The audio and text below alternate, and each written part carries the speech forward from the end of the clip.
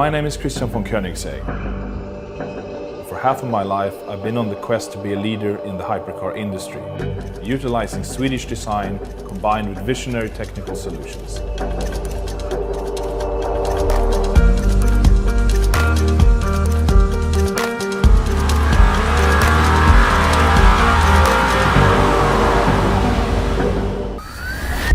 After 3 months or more than 3 months preparing the crash car that we are sending to the test facility, it's really hard to see how the car is slowly being destroyed, hammer it, over-torquing it, and then finally crashing it against the wall.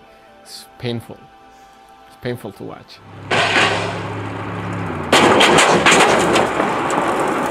For the US, for example, we have to crash test our cars even without belts and install what they call smart airbags that are able to sense if it's a small or a big person sitting in the car, where they're sitting on the seat, if they have a belt or not, which angle we're impacting the car from, and then we should tune the deployment, the strength and the volume of the airbags according to those set parameters.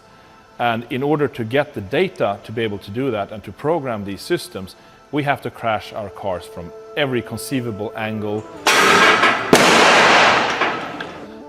at different speeds, from the side, from the rear, from the front, offset, corner. Even considering a bicycle driving into the car or someone bashing away with a hammer on the car and not deploy the airbags when they shouldn't be deployed and deploy them when we should. It's stressful. Yeah, it's stressful. It's quite stressful because time schedule is tight, because everybody wants their supercar as soon as possible.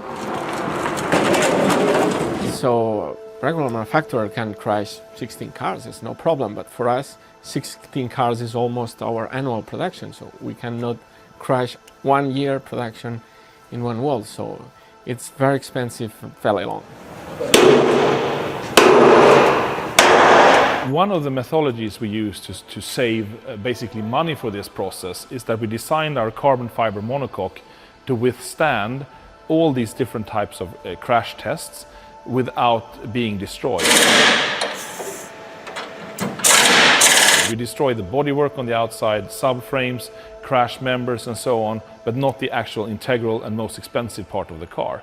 So the same monocoque chassis and the same car, if you will, is being used basically for all of these tests. And this is very unusual. If you take a large car manufacturer, it's much cheaper for them to take a car out of the development, their production line, crash it, throw it away, take another one. But in our case, it's completely different. It's cheaper to rebuild and repair and keep on smashing the same car. That's of course in a way more difficult because it needs to take multiple hits, but we designed for that, so it works and it saves us both time and money and resources. For this program we bought a supercomputer that we have in our basement where we can crash simulate carbon fiber structures, which is very unusual. So we have some specialists dedicated to that work here at Koenigsegg that actually have been part of developing the programs to be able to crash simulate carbon fiber cars. This means we can reduce somewhat the risks when we're actually crashing the cars, that we know the results, and every physical test we do, we correlate back to the simulation to make sure it correlates, so you have even bigger chance to hit it spot on for the next test.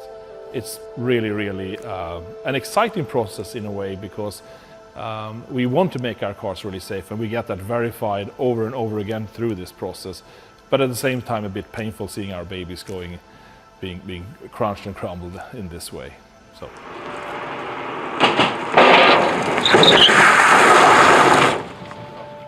We built the car here in Ängelholm, and then we sent the car in our facilities near Barcelona.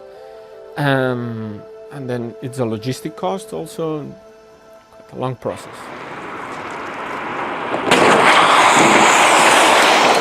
We send the car there, we are able to be in front of the test while they are doing the car, the test, but we are not able to brake or be inside the car while braking or prepare the crash for the car for the crash test. We give them the car and they prepare it and they crash it. We're always only there to assist them and give them information where to put the sensors and stuff like that, but nothing else.